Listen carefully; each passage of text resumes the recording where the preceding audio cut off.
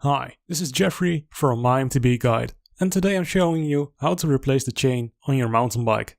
Riding with a worn chain decreases performance and causes excessive wear on your chain rings and cassette, so don't wait too long and unnecessarily increase your repair bill. But how do you know if your chain needs replacement? What type of chain and connector do you need? And how do you replace your chain? These questions and more will all be addressed in this video, so let's get to it.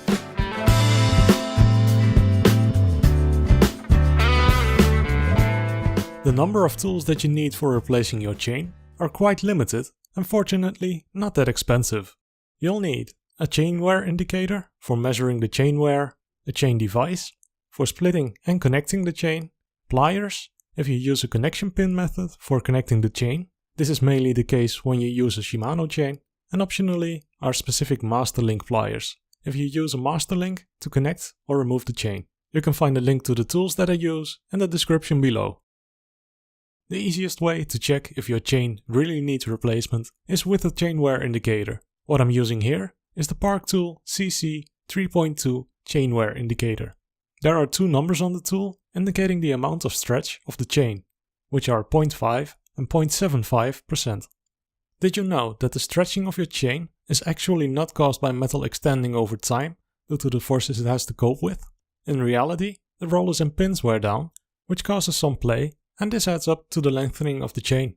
To check the chain wear, you'll need to place the tool against the roller of the chain and try to place the other end of the tool in the chain, starting with the 0.5 side. If the tool does not fall in between the rollers of the chain, it means that your chain does not exceed the 0.5% stretch and doesn't need replacement. If the tool falls in between the rollers, then flip the tool over and try the 0.75% side. If the tool does not fall in between the rollers, then the stretch of your chain sits between 0.5 and 0.75%. At this point, most manufacturers recommend replacing the chain. It's up to your personal preference if you replace your chain at 0.5 or wait until it's at 0.75% stretch. If the stress on your chain is high, for example in competition, or if the price of the chain is just a small fraction of the price of the chain rings and cassette, like in high-end group sets, then I'd suggest replacing the chain at about 0.5%. Did your chain exceed the 0.75% mark with the chain wear indicator? Then you might want to check the wear on your chain rings and cassette as well. Chances are that you need to replace the chain ring and cassette, since a new chain on worn chain rings decreases performance and wears down your new chain a lot faster.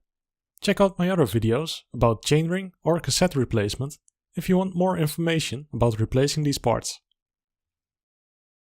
First, release the tension on the chain. This makes working on the chain a lot easier.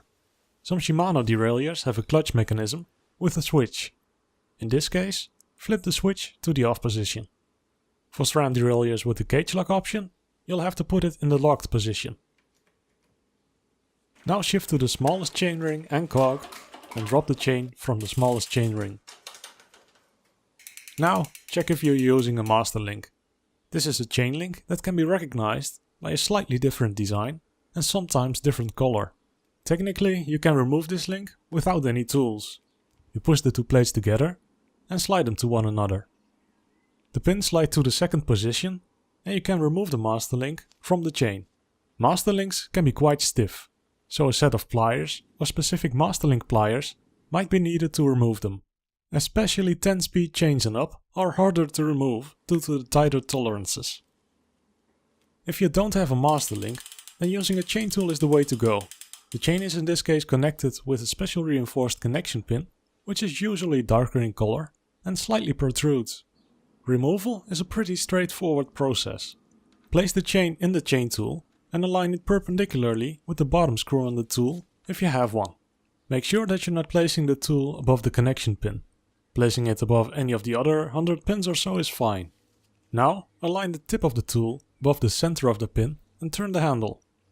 It requires some force to drive the pin out. Next, remove the chain tool and carefully remove the chain from the bike. Don't throw the chain away yet, since we're using it to measure the length of the new chain. Before measuring the length of the chain, we'll need to decide on the connection method. Shimano chains come with a connection pin specifically for the amount of gears the chain is for. SRAM chains, however, come with a power link to connect the chain. This power link, or master link which it's also called, is also specific for the amount of gears. The master link makes installing and removing the chain easier compared to the connection pin method. For Shimano chains, you're not limited to only using the connection pin. Other brands like KMC offer also compatible master links for Shimano chains. New chains are out of the box a bit too long and need to be shortened, but by how much is determined by various factors. The easiest way to determine the length of the new chain is to take your old chain and shorten the new chain to the same length. Since chains stretch over time, it's best to determine the length by the number of links. Lay out the old chain and the new chain and align them together. Mark the point where you are shortening the chain to. Just note that when you are using a connection pin, one side needs to be an inner link and the other an outer link. When using a master link, then both sides need to be an inner link. Now drive the pin out of the chain with the chain tool, similarly to the process of removing the chain. If you don't have the old chain to take the measurements from, you'll need to measure the chain length on the bike itself. Measuring this way is a good idea if you want to make large changes to your largest chainring or largest cog. To measure the chain length on the bike, you're going to place the chain on the largest chainring and the largest cog in the rear, without letting it run through the rear derailleur. Look at the point where the chain starts to overlap. Now the most common method is to add 2 links from this point and split the chain there, but there's a bit more to it. If you use a connection pin, you add 2 links from the point where the chain starts to overlap. One end of the chain needs to end with an inner link, while the other end needs to be an outer link. If you end with 2 similar ends of the chain, 2 inner or 2 outer links, add 1 more link. Using the master link with either SRAM or Shimano, you'll add 1 link from the point where the chain starts to overlap, since the master link also counts as 1 link. Both ends of the chain need to be inner links. Add 1 more link if this isn't the case. Now specifically if you are running a SRAM single chainring system, you'll add 4 links in total to the chain where it starts to overlap. This means 3 links and the master link. Also here, both ends need to be inner links. Just note that long travel bikes can put more tension on the chain because of how the suspension linkage is designed, and therefore a slightly longer chain may be needed. Follow one of the steps just mentioned to determine the chain length and mark that point on your chain. Now run the chain over the largest chainring, largest cog, and this time through the rear derailleur. Bring both ends of the chain together and temporarily connect the chain so that you have the same length as you have determined previously. I connect the chain here temporarily with an old spoke bent into a U-shape. Now cycle through the rear suspension and there should still be a little movement left in the derailleur cage when the suspension is bottomed out. If you are doing this by yourself, you can deflate the rear shock or disconnect it from the linkage to get the rear shock easier in the bottomed out position. If the chain tension is so high that the derailleur cage can't move, add a link until little movement of the derailleur cage is possible. Now we're ready to install the chain. Run the chain through the bike, through the front derailleur if you have one, and paying special attention to the rear derailleur. Run the chain over the guide pulley, through the cage, over the notch, and around the tension pulley.